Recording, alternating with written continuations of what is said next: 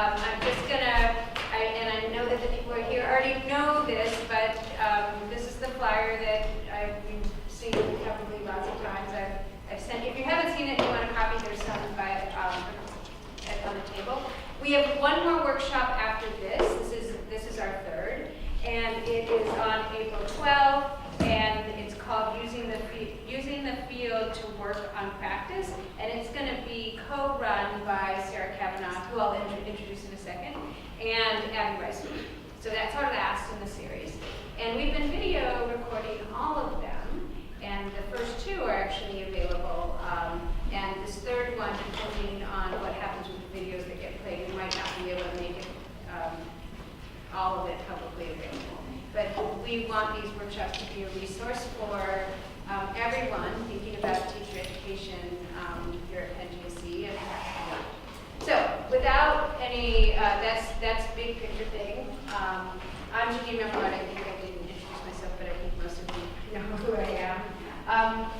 I want to introduce Pam Grossman, Dean Pam Grossman, who is an expert in teacher education and in particular practice-based teacher education, and Sarah Kavanaugh, who is a research faculty member here at Penn GSE, and she primarily does research in the project-based learning program.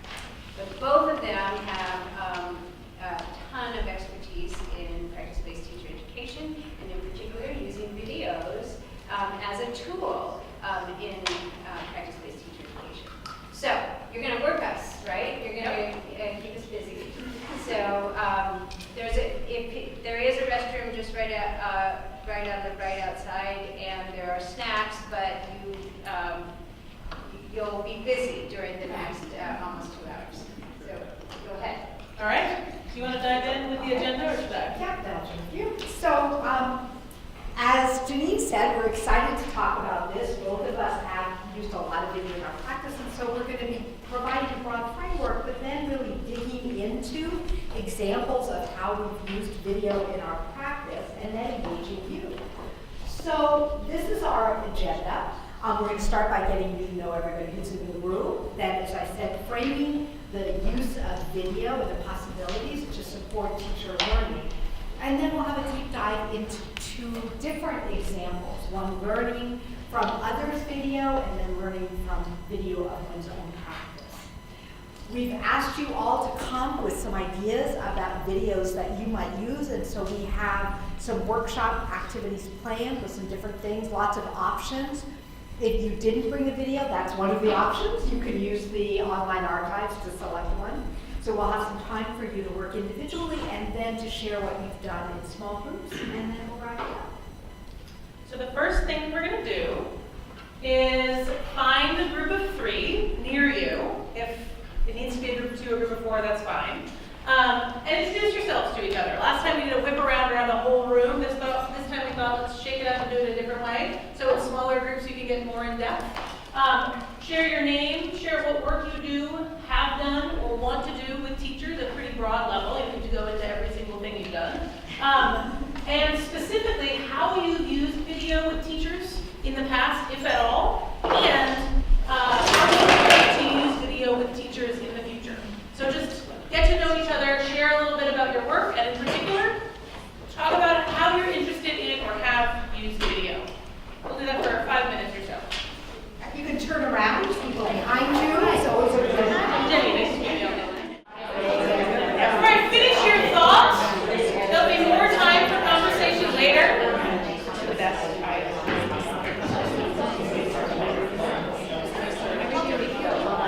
It's always a good sign when people start with lots of things to say.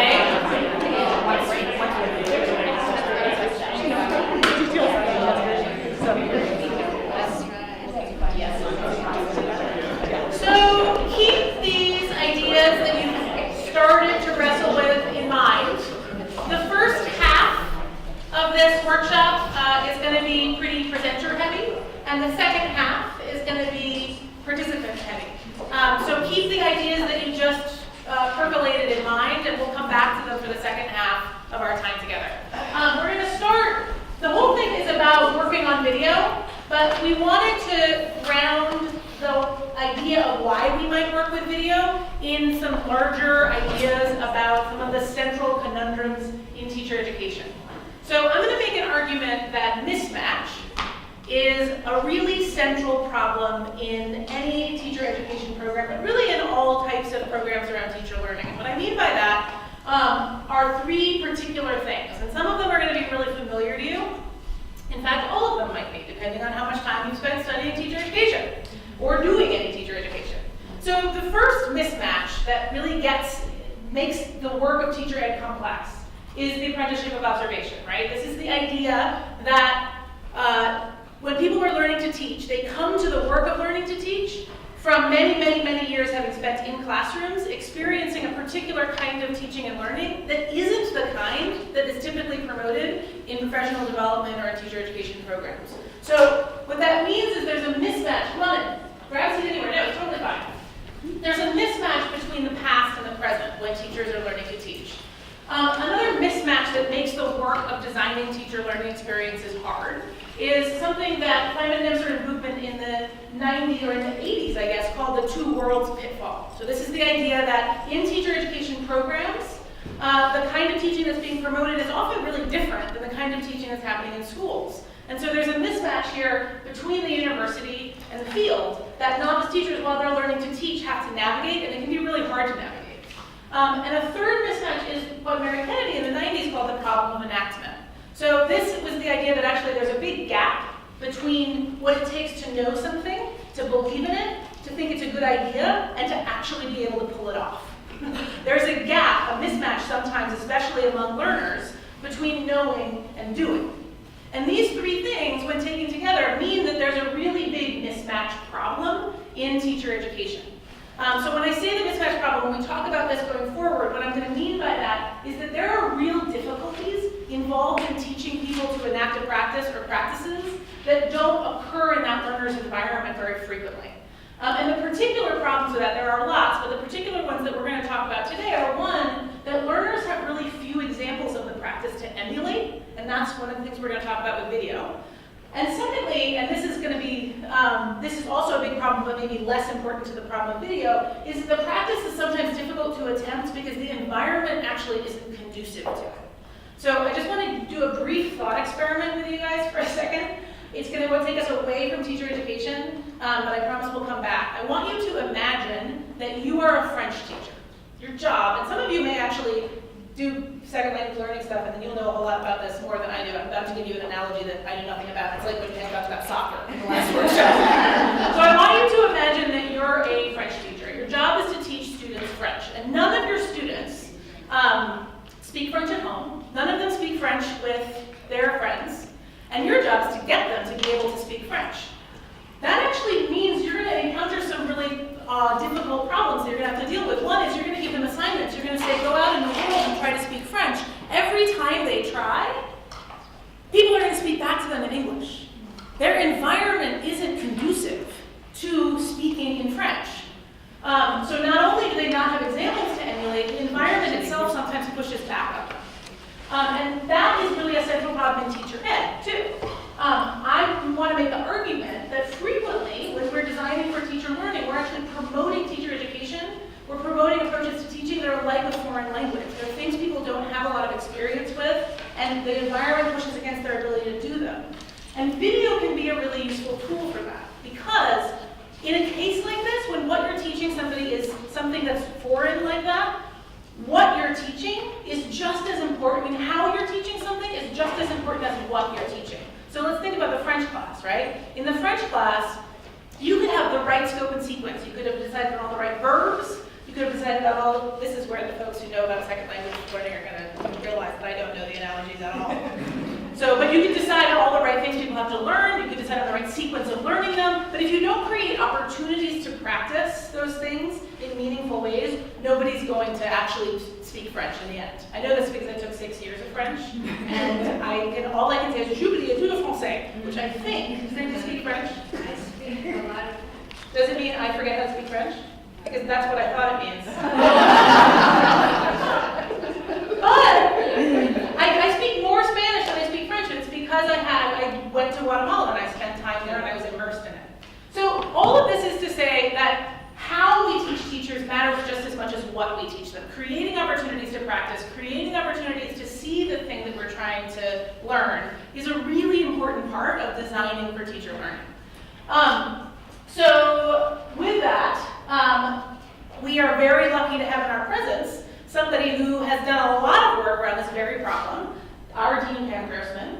And in response to this question about how we teach teachers mattering just as much as what we teach, from a study, what was that, in 2009 it was published, so you guys must have been doing it. 2000, early 2000s. In the early 2000s, a study across professions, so not just of teachers, but of people learning to be clergy, of people learning to engage in physical therapy, identified a set of pedagogical practices that were happening in these professional learning spaces where people were seeing representations of practice, so they were seeing models of practices happening. They were decomposing practice, identifying the component parts of something that make up a very complex, difficult to enact practice, approximating practice, giving people opportunities to practice, to attempt things in more sheltered environments from the real deal, the actual site where it needs to happen. And then this idea of the recomposition of practice, right? That we can't just decompose these complex practices, we have to actually put them back together again. Otherwise, we're just teaching people decomposed things that are very actually complex to do when you get into the environment of a classroom. Those of you who were in the first workshop got that in much more detail. We're going to be talking about it through examples today. So, the first example we're going to start with is something that I think passes our mismatch test. So the mismatch test is the practice pivotally important for student learning, right? Do we know from research that actually this practice is something we want people to be doing and it's going to support student learning? And secondly, is it stubbornly absent in schools? Is this a practice that we know also isn't always happening, even though it might be a good idea for it to be happening? And the thing that we're going to that Pam's about to talk to you about is text-based discussion. So we know from a lot of research that it's pivotally important for learning. I think that's true across content areas. It's definitely true in the content area that I'm most familiar with, which is literacy learning. We know that when students have opportunities to talk with one another about text, to share interpretations and to share how they're thinking and what sense they're making of text, their comprehension improves and their ability to engage in interpretive analysis improves. We also know from lots of research that it's stubbornly absent in schools. That as much research as we've had about how important it is, it remains something that we're seeing less frequently than we would like to see. So I'm going to pass it off to Pam, and she's going to talk to you about how she, given this mismatch problem, supported novice teachers to learn about facilitating discussions using video. Thank you, Sarah. So this was exactly the problem that I was facing in my secondary ELA methods class. So I've taught ELA methods for many, many years. And one of the primary forms of pedagogy we wanted to teach students was how to lead student-centered, text-based discussions. One of the things that Sarah mentioned quickly, I learned, is that they were not seeing the kinds of rich student-centered text-based discussions that we were reading about and talking about in their field placements. There was enormous variability. Some of them were seeing incredible Socratic seminars and really very rich examples. Other people were seeing what was called discussion, but was really a form of IR reading. And other people were in classrooms where the kids never talked. So that was the context in which we were trying to teach leading discussions. So one of the things that I realized very quickly is that we had to have a common text. We had to have something that we could look at together to understand and analyze that would provide a model or models of what it looks like to lead, again, a student-centered, text-centered discussion.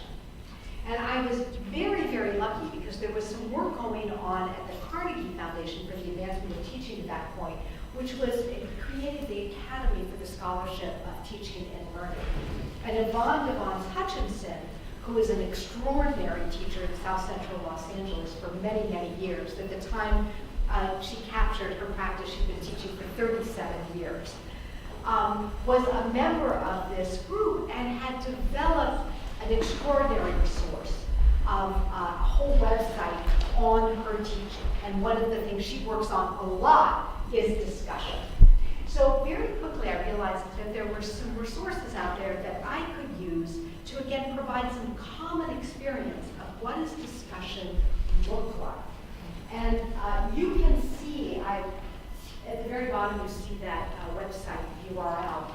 This actually documents my practice. So this has videotapes from my classrooms, has the assignment, has everything I'm going to talk about around this unit that we could look at.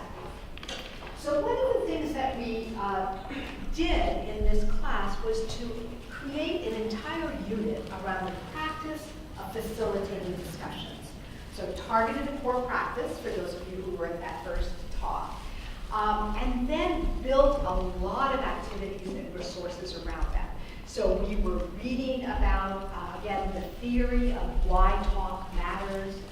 We were reading about, again, what the goals are for students around discussions of literature and developing a kind of intellectual ownership around interpretive ownership.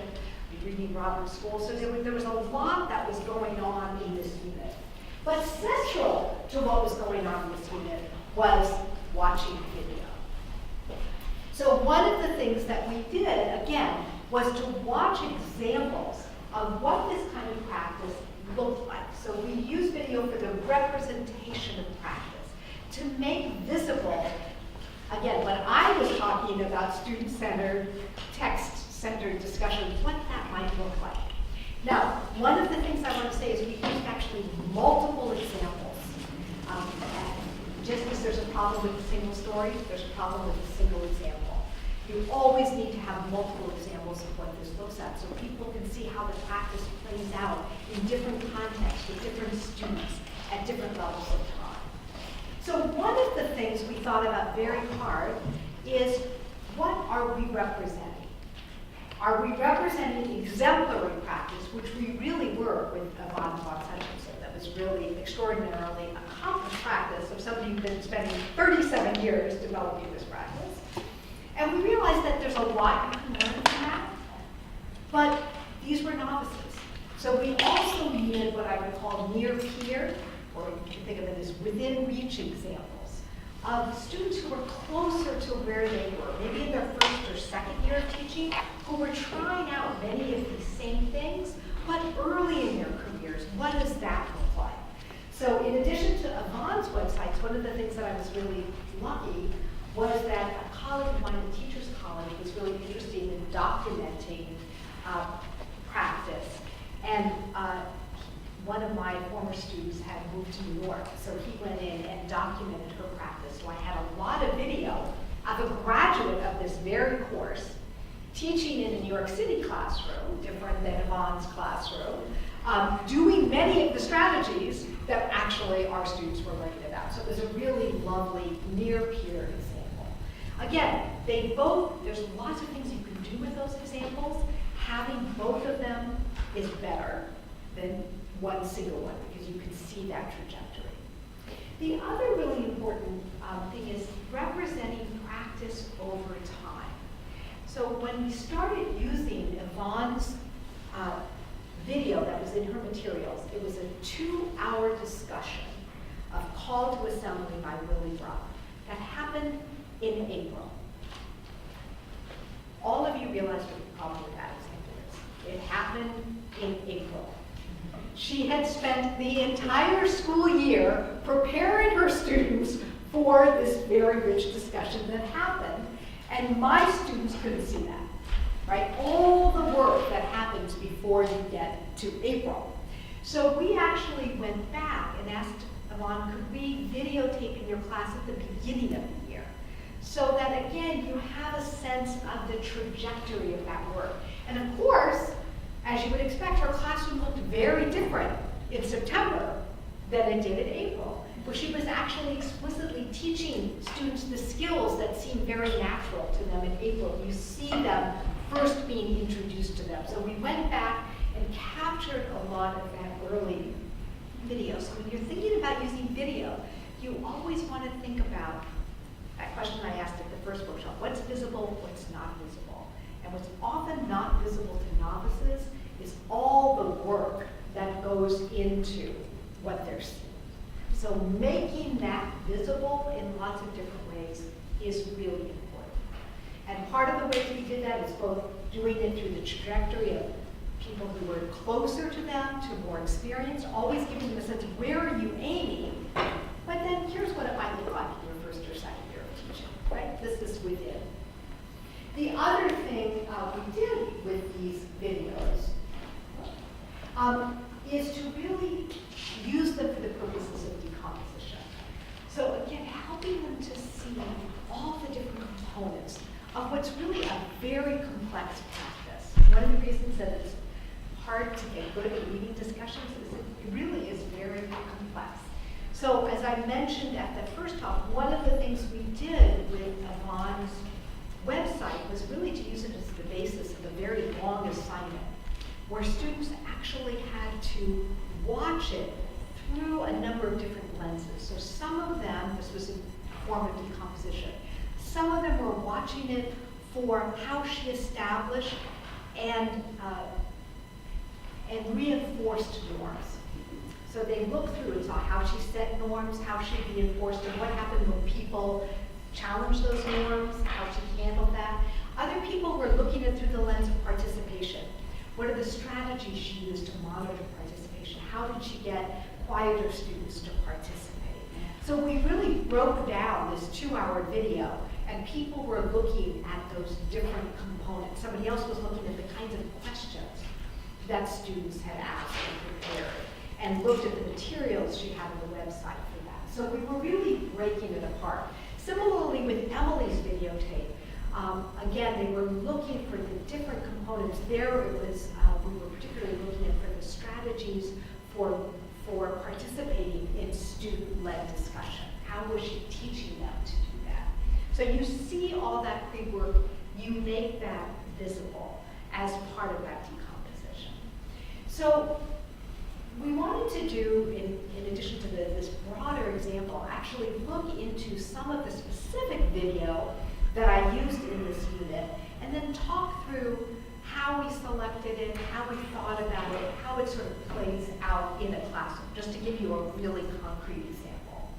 So this particular piece of video that I'm going to focus on for the next 10 minutes or so, 10, 15 minutes, that you'll get to see, was an example of a student-led discussion.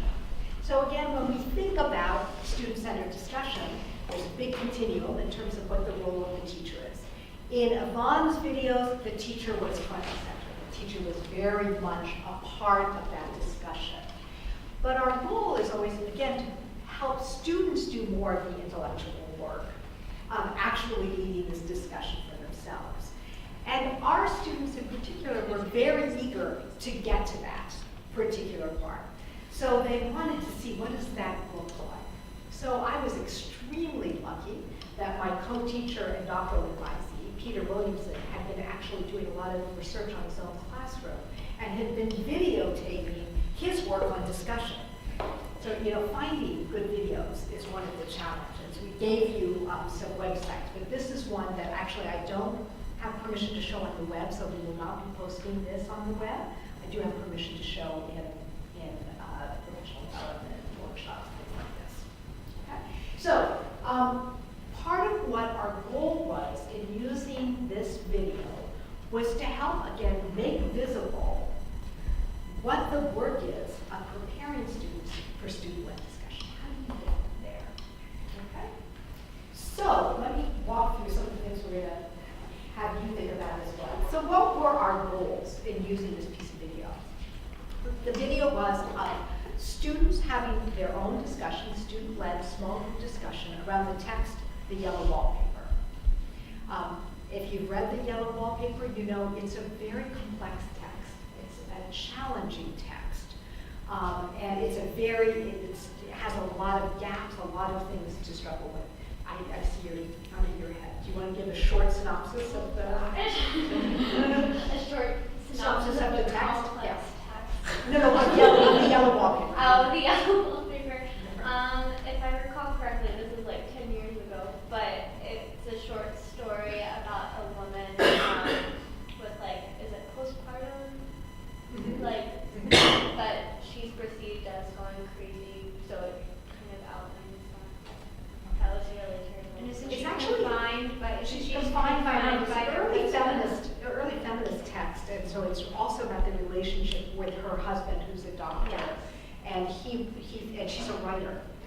he thinks that the writing is not good for her, so she needs to stay alone in this room, and she begins to see people in the wallpaper. Okay, so it's a very interesting text and a complex text.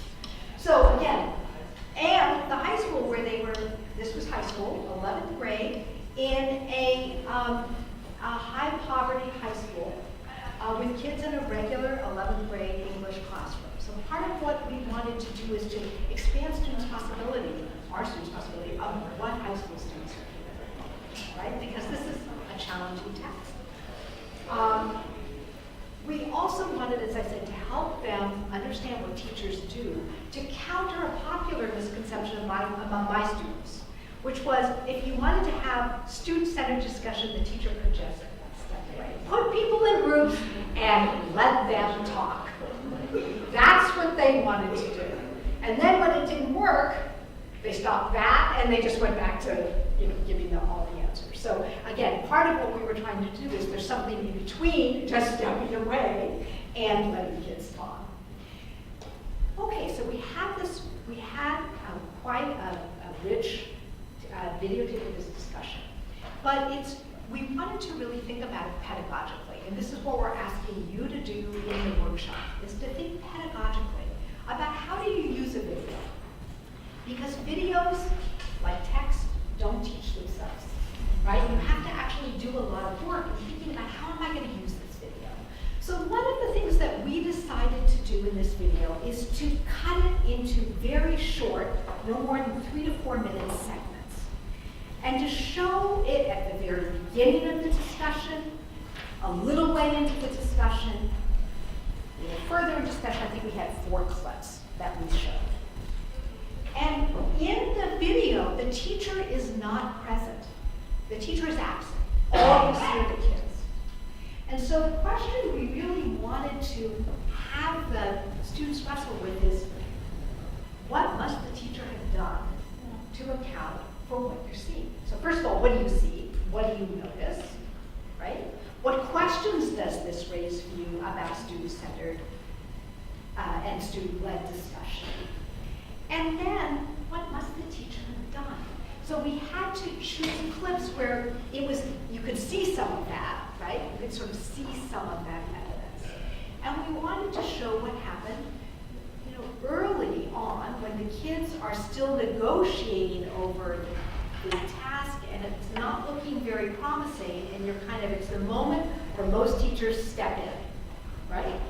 And then watch how that evolves over time.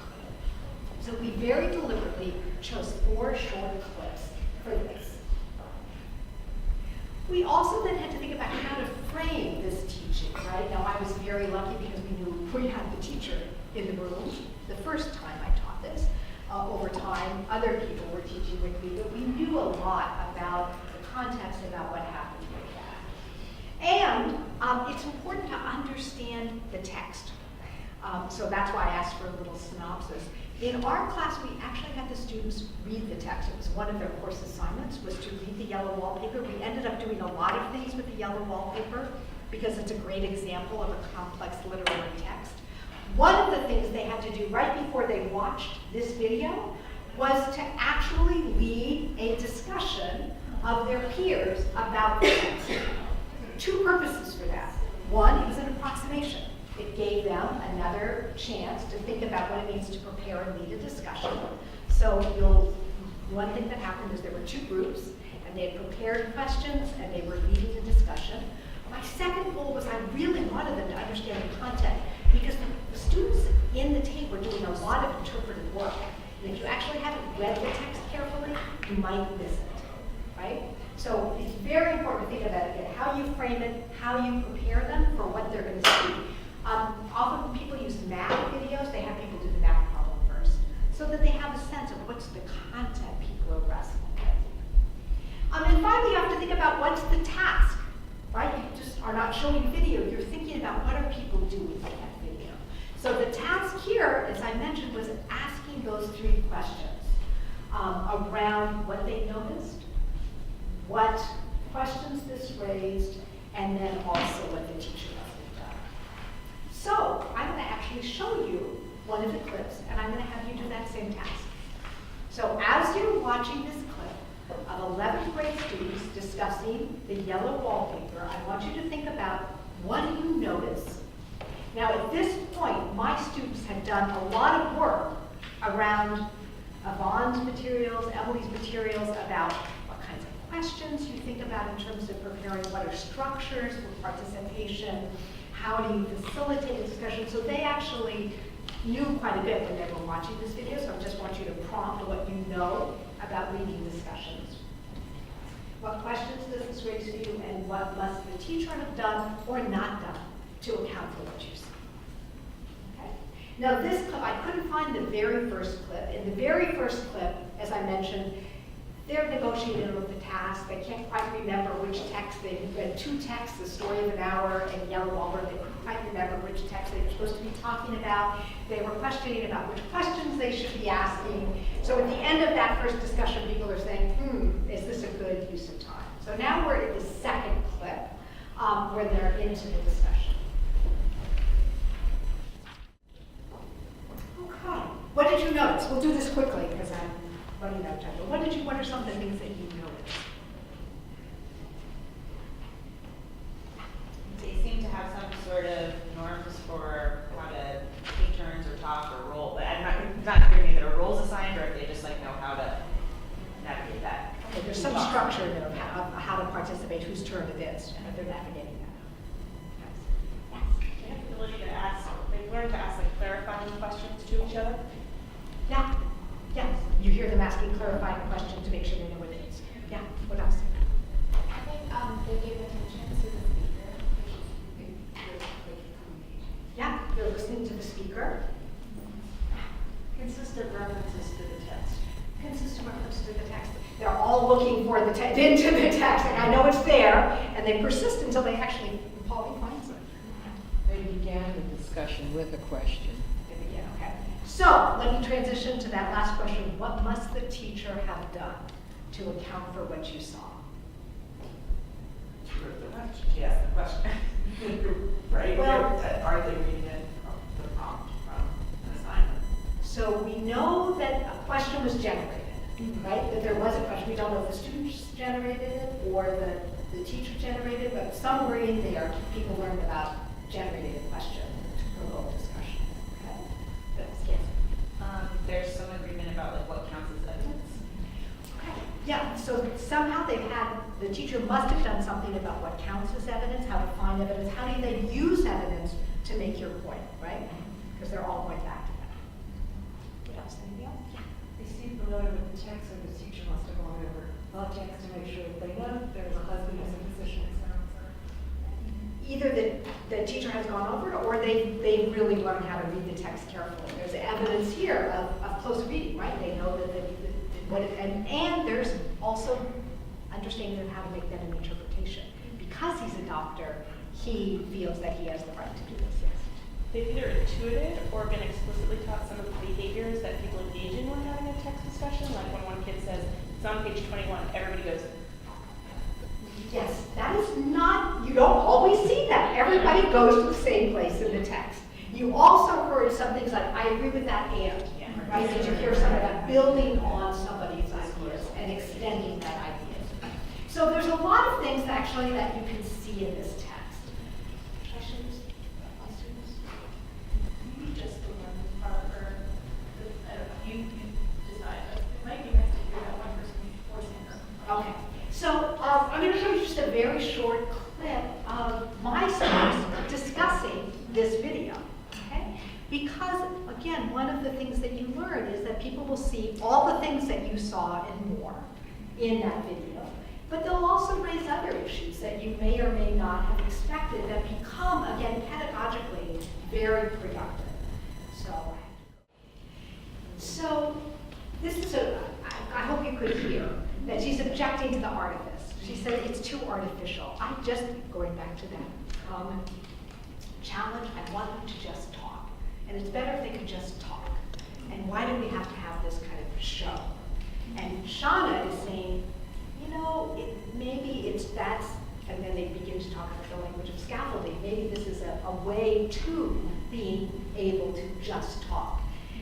So remember what I said earlier about seeing the trajectory, seeing how things unfold over time is incredibly important here because, again, it's important to surface this Megan's conception that this is too artificial, I don't like this, it just feels artificial to me, and to raise that and then to address it. And then for Shauna to say, yes, but it's beginning to get more and more real. So if Sarah will give me just a minute, I'll show you the last piece of this tape they see. So Megan is there thinking, oh, I don't know about this. Other people probably share her concerns. And then this is the final part of the last video clip that we chose very deliberately. Okay. We could go through the same thing. What do you see? What must the teacher have done? Here's where you see they are completely engaged in it. Now, this is not a standard interpretation, right? This is probably not, if you studied yellow wallpaper, you don't think that she's dead at this point. But what are they doing? They're looking for evidence. Amber's not buying it. Amber is saying, I don't think so. And then they are getting into a really interesting debate about, well, where's the evidence and how could you see it? And they're so engaged that when the teacher comes over to stop them, they all groan, which is rare. But again, one of the things, so what does this do for us? One, it shows what's possible, right? This is a really complex text, far from the student's experience, and they are just like really into it. Two, it shows how they're drawing on all of these things they've learned that you noticed in order to have this discussion without the teacher, right? The teacher is not present in this discussion. And third, it raises another challenging problem for my students, which is what happens if the student comes up with a non-standard interpretation? Should you correct them? Which is, again, one of those very predictable challenges that comes up. So now we have a whole other thing to talk about what do you do with an interpretation, which you didn't expect, but is grounded, as he's showing, in a particular reading of the text. So in choosing, again, the video clips, what I'm hoping we illustrate is we're very intentional about what we show, how much we show, and then where it's embedded in this larger curriculum that provides the teachers with the tools they need to really do this kind of analysis, to see these components, because it would be easy to miss a lot of these. The final assignment, which is the transition back to Sarah in this unit, is the students actually have to choose something that they learned in this unit, and primarily from Yvonne, that they then try out in their own classrooms, videotape it, and then bring it back to our classroom for peer analysis. So it begins by studying other people's practice, but it ends with studying their own practice. And that's where I'm going to turn it over to Sarah. All right. My favorite part of everything that just got described here is this idea that I think is often really counterintuitive, that there can be there's a lot to be learned from watching the moments in teaching that are not the, oh my God, wow, I had this great interpretation moments, but the parts that lead up to that, because those are the parts people jump in and stop all the productive work from happening. So I love seeing those videos together. So Pam just spoke a lot about seeing others and what we gain by watching video of other people as models or as sort of windows into other people's practice. But we can also use video, and I'm going to go through this part quickly because I want to make sure that we have time for you guys to do your work. We also, from video, can learn stuff from watching ourselves. So video of other people is useful for some things, but watching video of ourselves is also really useful and really important.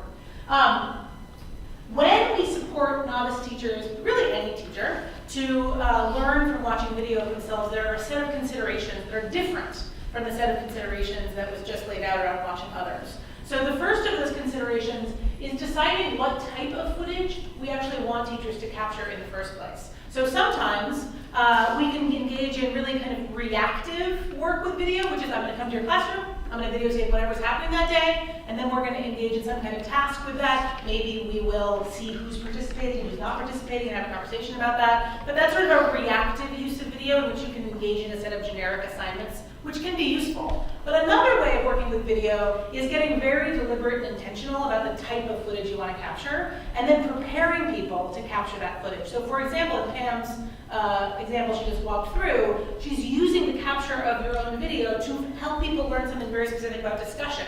If you don't know how to set up a discussion, you're not going to be able to capture yourself facilitating a discussion and learn about your enactment. So there's a lot of preparation work that has to go into that, preparing teachers to experience some level of instructional success. Because if the footage you capture of yourself is you sort of failing miserably at something, the level of analysis you can do with that is a particular kind of analysis. You can't get to the more nuanced work of understanding your practice if you're not set up for success in advance. So a lot of the stuff Pam just talked about is about that part. There's also a set of work supporting teachers with the technology necessary, understanding where to put the camera, understanding how to have the right platform, all of those types of things are important. And lastly, designing and facilitating rich learning opportunities with the video that you've captured of yourself. So that's what I'm going to talk about. But I'm going to do it, Pam spoke a lot about sort of the very fine-grained analysis, we looked at specific videos. I'm going to talk about a course that I facilitated that was designed around video and the structure of the entire course. So we can see how some of that more fine-grained work that we just saw might fit inside of a larger course-level structure. There it is. So this is the course. It was a secondary ELA methods course that I taught at another university. And the entire course, rather than being organized around themes or topics, was organized around instructional performance challenges, or what we call IPCs. Myself and all of my colleagues in this particular program organized our courses this way. So in my course, which was the secondary ELA course, those challenges, here are just a few examples of them. Well, one was an interactive first read, so the discussion goes around the first read of a text. Another was a close reading discussion, which was a discussion that goes around a text that students have had the opportunity to spend more time with. Another was a writing mini lesson that included modeling. Another was a writing conference. All of these were different instructional performance challenges. And at the end of each of those challenges, each teacher had to capture a video of themselves enacting this particular routine part of an English classroom and engage in a task, an analysis task with that video. So each of these IPCs had a predictable structure. And that predictable structure is very similar to what Pam just walked through. So in each IPC, we began by reading and discussing relevant scholarly texts related to issues either relating to the content or to student learning that would be particularly relevant to that particular activity around which the challenge was designed. We watched and discussed model videos in similar ways to what you just heard. We would rehearse the activity, we would co-plan the activity, they would capture footage in their own classrooms, then they would analyze the video that they captured of themselves together in pairs, and sometimes we'd do analysis of one or two of them as a whole group.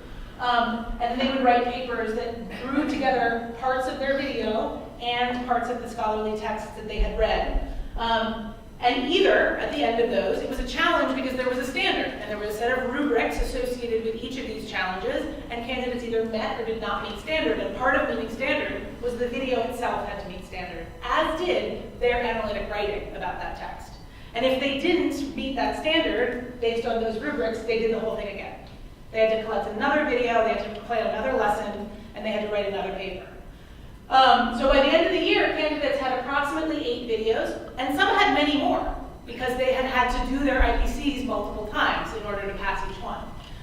So what that meant, and now I'm going to walk you briefly through a final task that we did, which was an analysis across many videos. So each video had its own analytic task, which involved co-watching, along with a set of questions and a rubric that they would use to ground their discussion.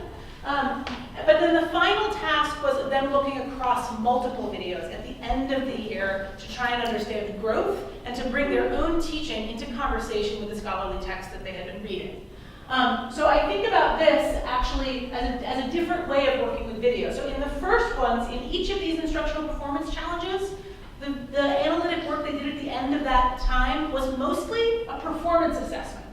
It was an opportunity to practice a particular thing that I wanted them to get good at, a writing conference, and to show me that they knew how to facilitate a writing conference in a way that would push a student to think about their own writing, ways that were going to be productive for their learning. And they needed to show that with video, and they needed to show that with the way they reflected on that video. But the last one was more like reading video the way you would read a text. So it wasn't a performance assessment at this point, this final one I'm going to walk you through. It was more like a task you would engage in with a piece of literature where you're using a particular lens to make meaning about the text you're seeing. And the text in this case is video. And it's a cross-textual analysis because you're looking across multiple videos. And you're bringing those videos into conversation with other texts, the scholarly texts we've been reading for the course. So your analysis is what matters, not your performance in this final task. So near the end of the program, candidates were assigned, they had been assigned many texts at that point, but at the end they had a final set of 3 texts which were focused mostly on questions about the nature of teaching and learning at a pretty broad level. And then they had to choose 2 videos, one from the beginning of their program that was either the very first video that they captured or the second, and then one from the end of their program. And at this point they had many videos to choose from. And then their job, and this was actually quite a long assignment sheet, which I'm happy to share with anybody if you're interested, but was to analyze, to look across these videos and to talk about growth and to use actual timestamps from the video and bring those timestamps into conversation with citations from the more theoretical texts and talk about 3 primary questions. Inside of this video, what is teaching? If somebody from an alien planet showed up and had never seen teaching and learning and had no conception of it, and they were told this is teaching, what would they think it is? What is learning? What would that alien creature think learning is if they were told in this video this is learning? And the last was, what is classroom management? What is it? Based on this video, if this were the definitive text, what would it be?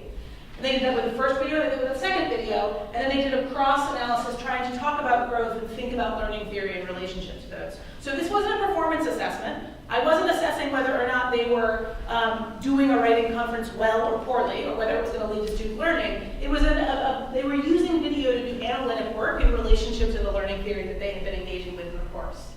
So I'm going to show you I did a very short little clips from one student. In talking about his first video, he says, at 2:24, students are repeating after me, the teacher, and passively absorbing new material. The student's job is to remember my thinking. I was the holder of the knowledge, and my students would learn from me. And then when he's talking about his second video, he says, in examining data from video 2, learning was participatory. Learning is through talking with others and making meaning through discussion. The perspective on learning aligned with Smart's discussion of learning as participation, where learning occurs through the evolving bonds between the individual and others. Teaching means sharing with others. That means that the teacher lets other students do the sharing and explaining. This was evident at 5:26 when Xavier calls on another student to restate his thinking in their own words. Then after he chooses Fatima and she restates his thinking, she asks Xavier, was that right, Xavier? I think that's really powerful that students were also responding to one another. The best part is when students ask each other, was that right? This is positioning students competently and also orienting them to one another because they're getting most of their learning from each other. They are the teachers in this lesson and I am the facilitator. So we wanted to walk you through multiple different ways of thinking about working with video, using video as models, using video as a performance assessment, and using video as a text that one can analyze in order to learn a set of things about teaching and learning generally. And with that, we're going to make sure we make a little bit of room for us all to do some work. Do you have an idea? Yeah. We have 3 that we have. So what questions do you have? We've just talked a lot about a lot of things. It can be questions about particular parts for one or both of us. Ideas, thoughts, things you want to know. Yeah.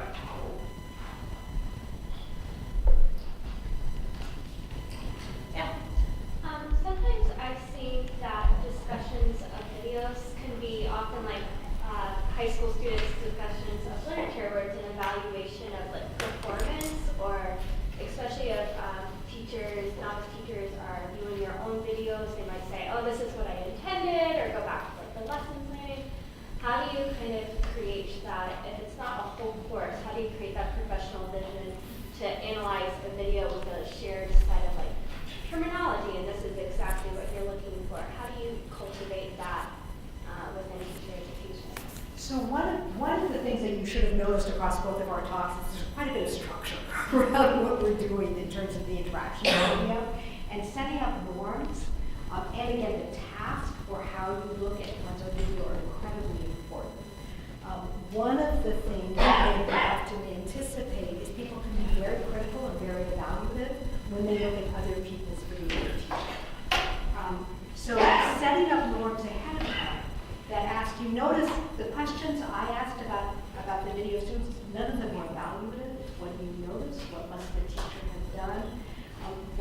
questions does this raise for you? You have to actually set up a set of questions and get people to internalize them that are not, is this good, is this bad? Because that will be where people will often go. So really structuring, and then talking about the norms. One of the things that we think about is, you know, we watch other people's teaching, but then we're going to be moving into watching our own teaching. How would you want your own teaching discussed? And developing, again, a generous read of understanding that you don't know all of those things and focusing first, again, on some of the strengths. So it's a very intentional kind of creation of norms and setting those norms, but also how to structure the task so that it doesn't immediately go to, well, that was really bad. Or sometimes, oh, everything, that was great. That was great. You know, Yeah. that was great. And let's move on. You know, that's also really helpful. And I feel that question because you clearly tried to do this before because you know exactly what happens when you try to use video in those cases.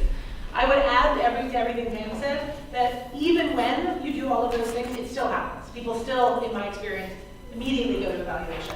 And so I have learned how to be very, very principled about reinforcing the norms immediately. And when it starts to go to evaluation, to jump right in and be like, wow, I know that we have so many things we want to say about what we like or don't like about this video, but remember, and I've also started at the beginning of watching clips to say, my guess is one of the things that's gonna happen is we're gonna want to say something we didn't like or something that didn't feel right, and when that happens, we're gonna try to stop ourselves, and I might try to stop you too, and we can just anticipate that that's gonna happen. Like just because you know it's gonna happen, really getting in its way. Because it sets people up to be very scared to videotape themselves. If what they think happens with video is everybody gets evaluated.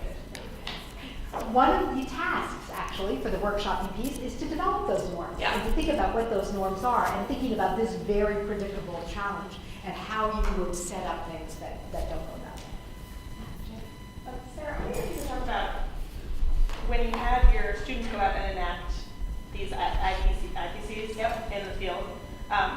Did they run into the two-world mismatch? Like trying to enact them in places where the students or their collaborating teacher were not used to these things being enacted? What problems did that cause and how did you address it? Yeah, so this program, I wasn't the only one using IPCs. It's a program-wide thing for a program that we designed together. Me and many colleagues. But we had both the benefit and the drawback of being in a program that was an accelerated program where teachers were learning to teach while teaching. So they did run into the two worlds problem in that when we were doing things like discussions, a lot of them were teaching in classes in schools where there wasn't a lot of student-centered instruction happening, so that in some cases was new to the students. But they didn't run into the problem of having a mentor teacher, novice teacher misunderstanding because there was a mentor teacher. When I had my students go out in these discussions, it was always a two worlds mismatch again. And again, it was something I learned to anticipate.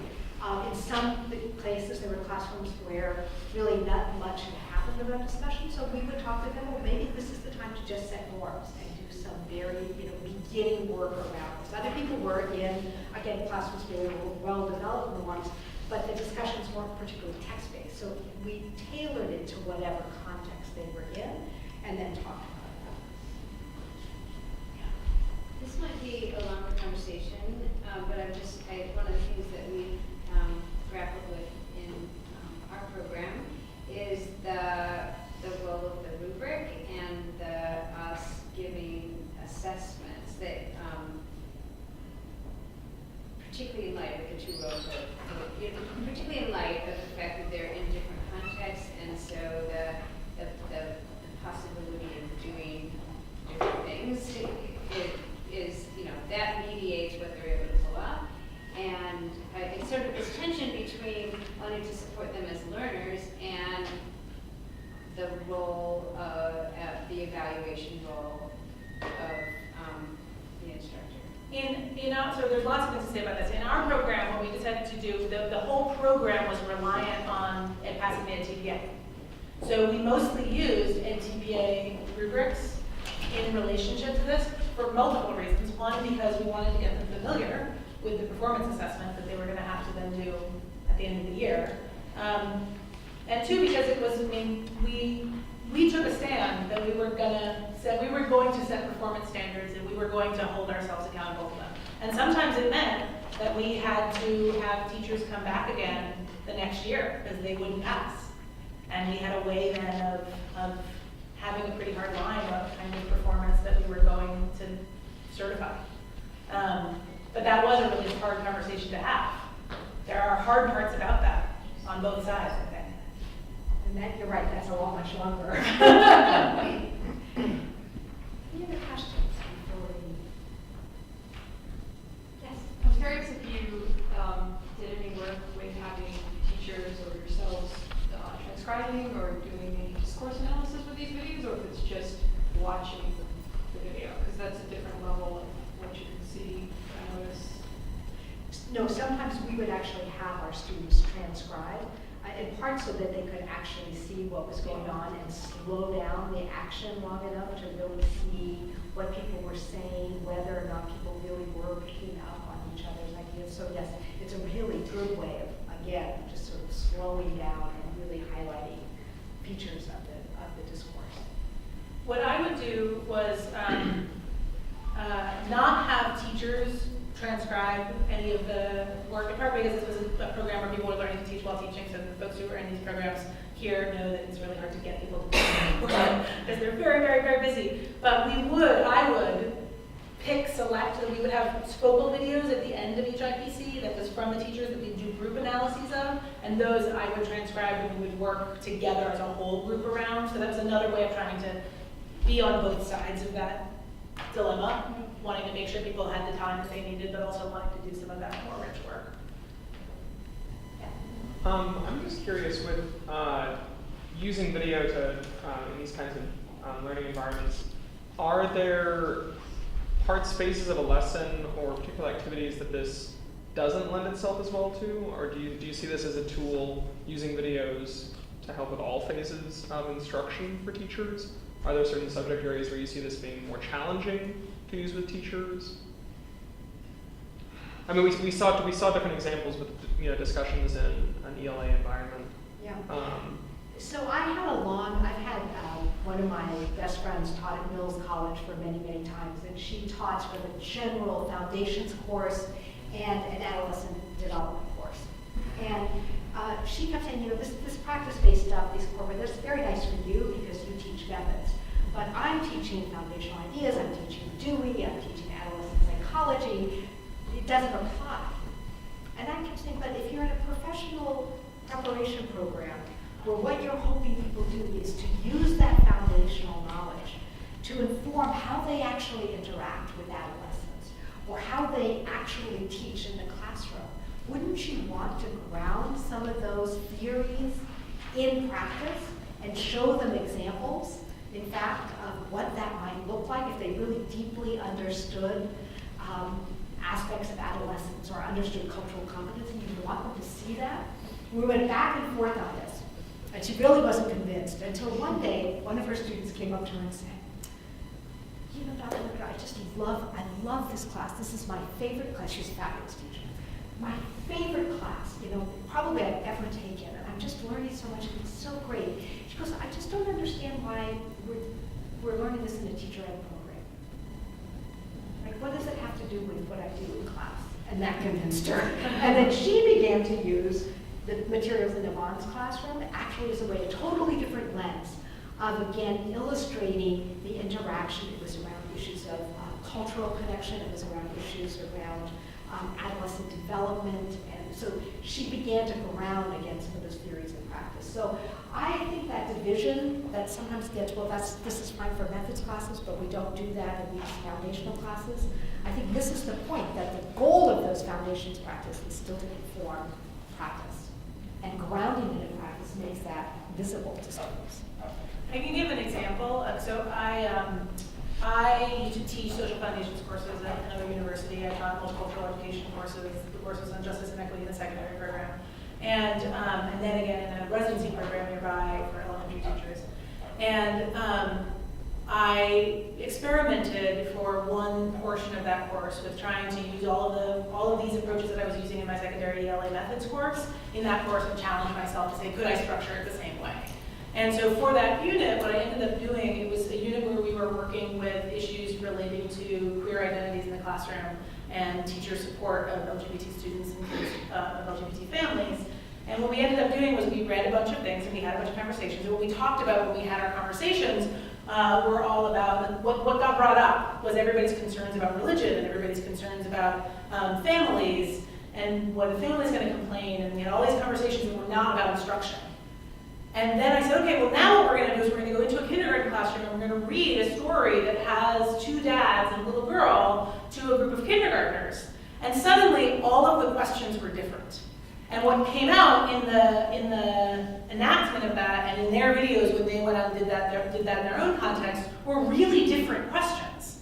Because the 5-year-olds weren't talking about religion and they weren't talking about what their families thought about this. What the 5-year-olds were saying was there was this part in the story where this little girl, Stella, has two dads, and it's Mother's Day at school and she's supposed to bring her mother and she doesn't know what to do. So she goes to all of her little 5-year-old friends and she says, it's Mother's Day, I'm supposed to bring my mother, what should I do? And all of her little friends say, you don't have a mother. And she goes, that's not the problem. The problem is, who do I bring for Mother's Day? This happens over and over again. And one of the questions that the teacher asked the students in this video, or when we were together, but then we talked about it a bunch afterwards, but it was basically in enactment, the question that came out. This little 5-year-old raises her hand when we asked the kids the question, well, what would you do? What would you say to Stella? If Stella came to you for advice, what would your advice be? This little 5-year-old raises her hand, she goes, I would lend her my mommy. Full of empathy, but also this really interesting question, because it assumes inside of it that everybody should have a mommy. And then when you don't have a mommy, it makes you sad. So the instructional question in that space is actually all about how do you engage with queer identity in a classroom of 5-year-olds, especially with a girl whose entire experience of sort of love and family includes a mommy, which is a different question than the questions that don't come up in instruction. And I think the farther we move away from when we don't include instruction inside of all of these questions that we want to ask about power and structure, which we should continue to ask, there are things we lose that we never see unless we get inside of instruction and the questions become different. So that was an aha moment for me when that happened. Which is not to say there aren't some things you can probably learn and shouldn't use video for, but I've learned there's many things that video is useful for. But as we've also said, there's a lot of work to do to make the video useful. Yeah. So as part of the Carnegie work on using these websites, there was a group of teacher educators. Kathy Schultz was one of them. Megan Franklin was one of them that were all learning how to use. Janine was one of them. Use these materials, these records of practice. And it was a really rich group. And then the next year, we expanded it, and people were using video just as, let's just watch the video. And then now you go off and do it, right? There's part of what we want you to see is all the work to make it really pedagogically productive. So the workshop piece of this is we asked you to bring a piece of video. And you all have the task in front of you. And it's basically you can choose which of these things you want to work on. If you do come with video, you might want to look at the various things that we gave you to see where you could find video that might be useful. If you brought a long video, think about how you would select a clip. It's hard for people to watch long videos. Right? Think about how do you cut the video so it really makes visible the things you want people to see. Or if there's a really long portion that you want to use, how do you want to cut it up into multiple clips and have different discussions about each of those clips? Like Pam did, for example. How might you frame it? If you have a clip and you're thinking about using it, how would you frame it? You know, what do people have to know and be prepared for before they use that clip? As I told you, we read the yellow wallpaper before we listened to the students' discussion because it's a much richer view if you know the story. What are the things that they need to know about the context? There's a lot of questions that you have to anticipate when you set that up. What's the task? Whether they're filming their own video or watching another's videos, what's the task that surrounds that? Right? What are you asking them to look for? What are you asking them to record? will they, again, if they're watching video, how many times will they watch it? Will they transcribe it? And then what will they do with that transcription? What's the task you're setting? And then going back to the question that was raised about norms. This you can do whether or not you have a clip. How do you set up norms that, again, will provide the safe space that people need to be able to raise questions they have, but not immediately move to evaluation? Okay? So, we had about 20 minutes for people. So we thought people could spend about 15, 20 minutes on their own thinking about this, and then we'll have you share what you've done with others in a small group. Okay, any questions? So we're hoping you came with how many people came with something? Okay, great. And if you, Sarah and I are available for consultation, for talking. If you didn't come with something and you want help finding videos, Yeah. those of us who use video are constantly surfing the web looking for good videos. The first places to go if you're looking for video are the links in the email that was sent out.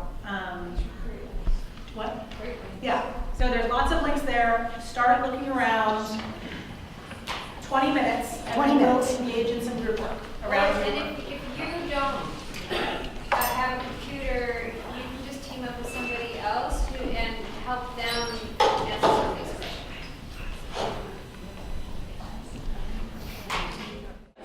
All right. Hopefully we have engaged enough to realize how much more there is to do.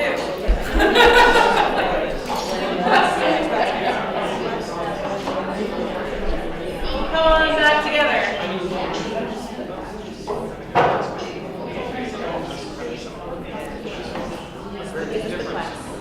So we realize that we're giving you an artificial stop. We hope you've gotten enough of a start on whatever you were working on to be able to continue working on it when you leave. But we want to spend this last few minutes sort of moving up a level to hear a little bit about what you've learned from this session, from the whole world of video, and from the task you were just doing, like puzzles or questions it raises for you, what insights you got about using video. So just opening it up to a whole group conversation.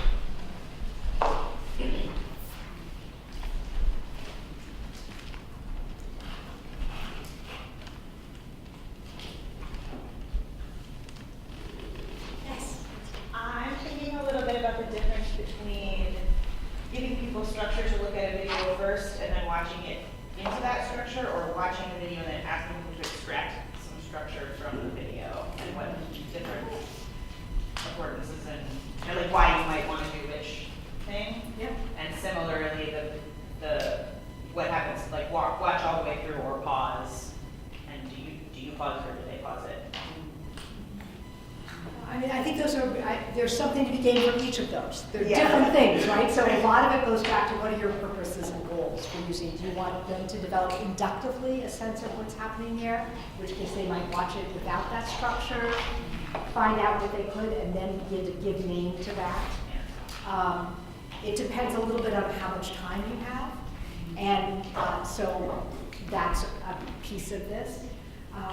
And what are the things that you want them to be sure to notice?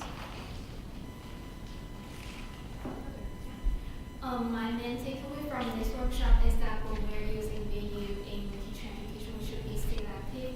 Like when we're practicing teaching, we need to give target feedback.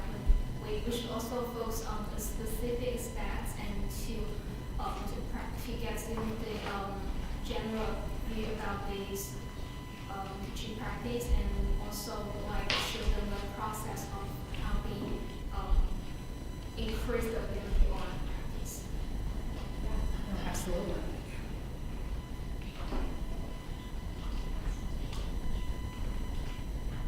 Often when I'm just starting with people, and I'm talking an intro pedagogy course, I've taught it at LaSalle, I have to teach them how to notice first. And so we set a framework up for respectful practice and respectful criticism and then we just talk about, well, what is the evidence as opposed to what do you think about it, but what is the evidence and what do you notice from this? This goes back to what you were, is she gone now? Yeah. You, invisible person, brought up earlier, right? About the idea that noticing is not, we are not used to noticing teaching. We are used to evaluating teaching. And teachers especially are used to people evaluating them. And it's a culture shift to look at representations of teaching and think about it as an opportunity to analyze and to investigate and to learn, rather than as an opportunity to evaluate. It requires us to be really explicit about saying we are shifting culture. We're shifting culture to noticing things and asking questions rather than being all here to evaluate each other. Yeah.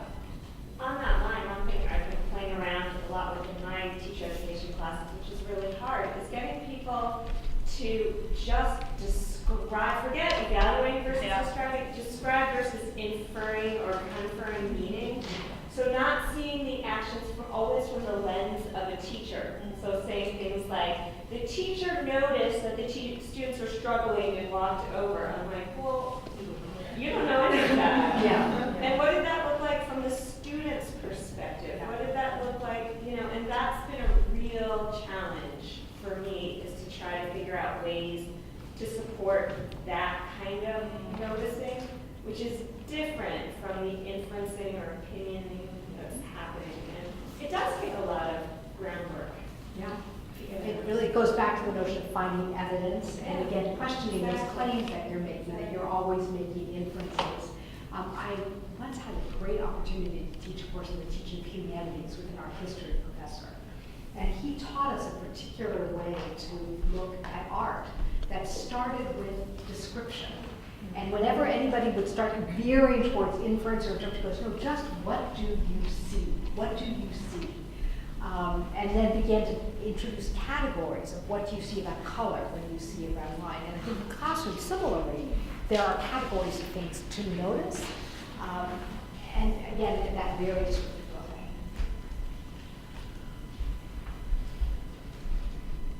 Your comment actually also just made me have a thought of something I've never tried, right? Because part of what you were saying is, what did this feel like for the student, right? Because the teachers are always in teacher brain of what it would feel like to show video and say, I want you to imagine that you're a student who wants to speak next. And I want you to then watch this video as though you're in the classroom and you have an idea and you want to speak next. And think about what's going on for you in this moment, and then it's sort of like the creation of an artificial environment that allows you to have a different kind of affective feeling. But now I want to try that. Yeah, one thing I noticed from the video clip that Suzanne shared was that the teacher really worked hard to build classroom norms before everything started, and also it just reminds me of my teacher who had around 30 years of elementary teacher experiences, who still uses the first weeks of school to build classroom norms. And I was able to see the transition of first day of first grade and then a couple months. It's just huge difference on classroom norms and how people interact with each other, how they learn. It's just very important element in teaching. And that's one of those things, again, imagine if you were in a teacher ed program where you started your student teaching, as I did, in February. You missed all of that, right? You just didn't see it. And so you had what the consequence of all of that was, but you missed the whole development of that trajectory. Sure. What most surprised you about anything you saw or you're discussing? What surprised you?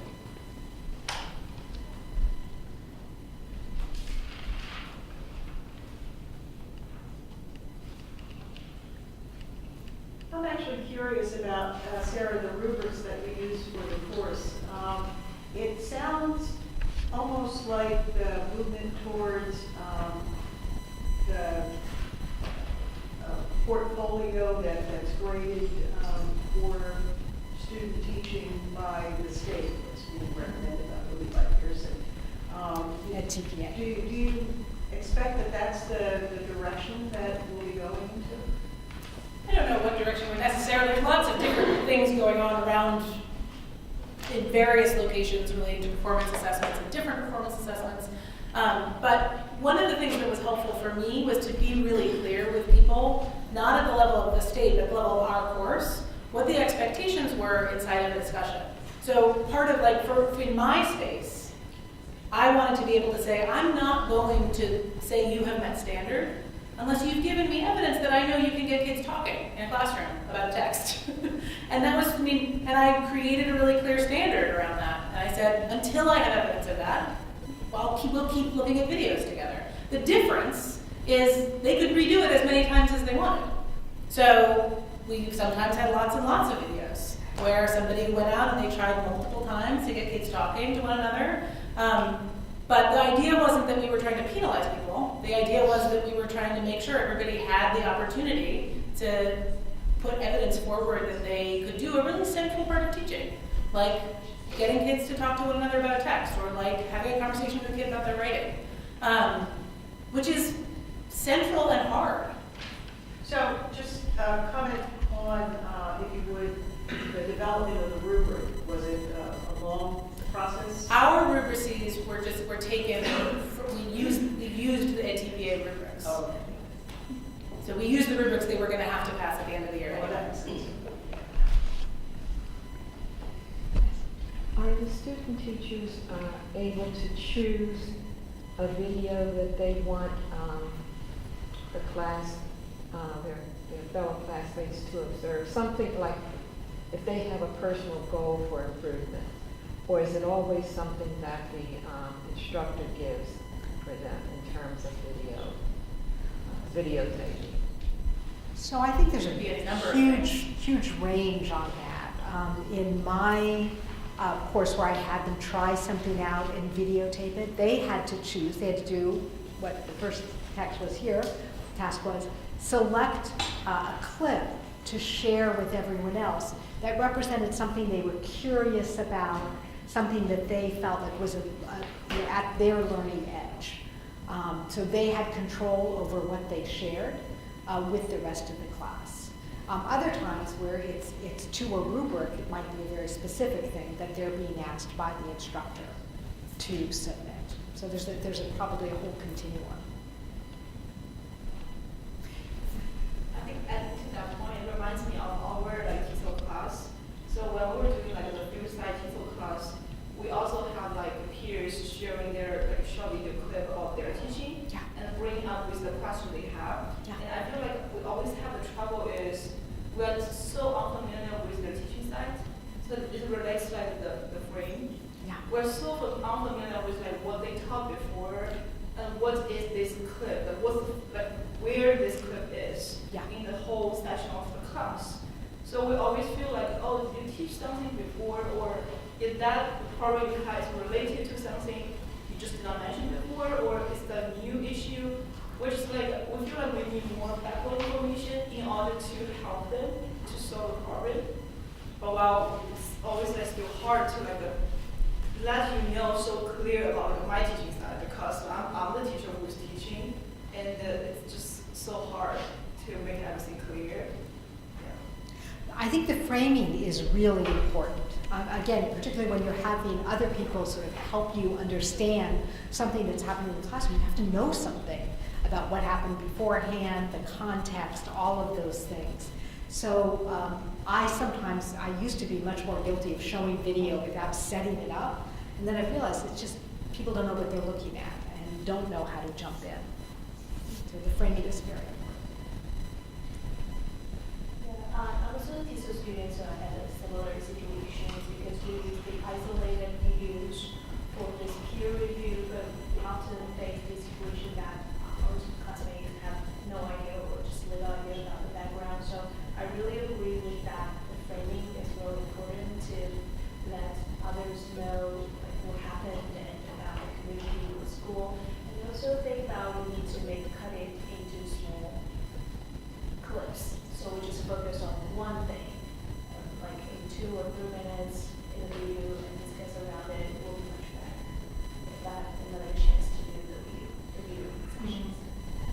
I mean, another thing that provides that commonality is everybody's working on the same practice, for example, where people are trying to work on eliciting student thinking, and you're just looking at that, or facilitating a discussion, then it gives people more opportunities to be able to enter into that.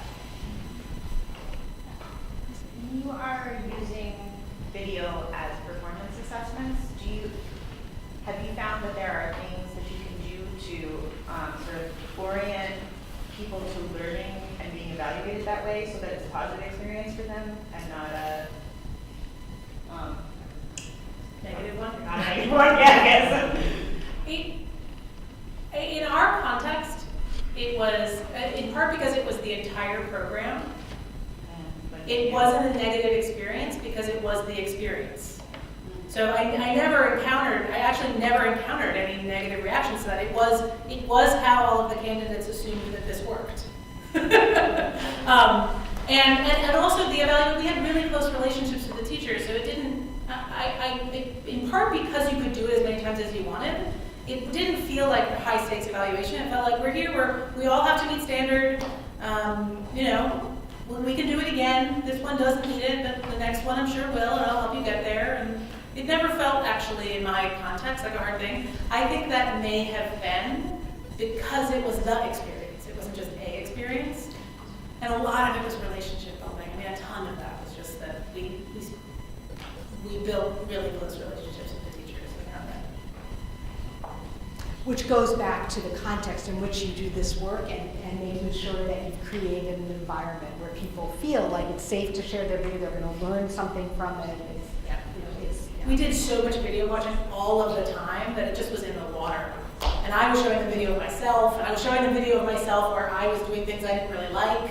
I actually, to begin showing video, I always show video of myself teaching math because I don't know a lot about teaching math.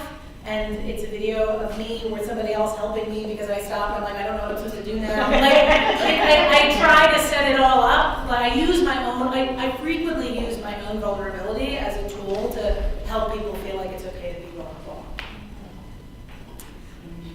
We have one more question and then I think we'll wrap up. Yes. I just have connections with that because in my teacher app program we use Athena to upload our student teaching video clips online, and then where we can get feedback from advisors, from program managers, and even peers. I just think there were really a lot of communication online community, so I think maybe that do you think how can we do to build online communication that foster further learning and peer learning too? No, I think that's part of the goal in a lot of the online coaching and online is to build that kind of community. It is so, we were just talking about how long we could use a video, and I used to teach a general methods course at the University of Washington, where I had VHS, remember maybe some people don't even remember what a VHS tape is. VHS tapes of science teaching and math teaching that I would beg, steal, and borrow. It was hard to find video, and then you're trying to queue it up. And now I think about the fact that you could video on your phone, and it's just such a different world around video. It is powerful because it is really helpful to help people both see others teaching and their own teaching as part of getting better. So I think it's exciting. With that, I've noticed that we have hit time. So we should probably close out, but it's been really lovely to chat with you all today and to think about these ideas. Thank you all for coming. Thank you.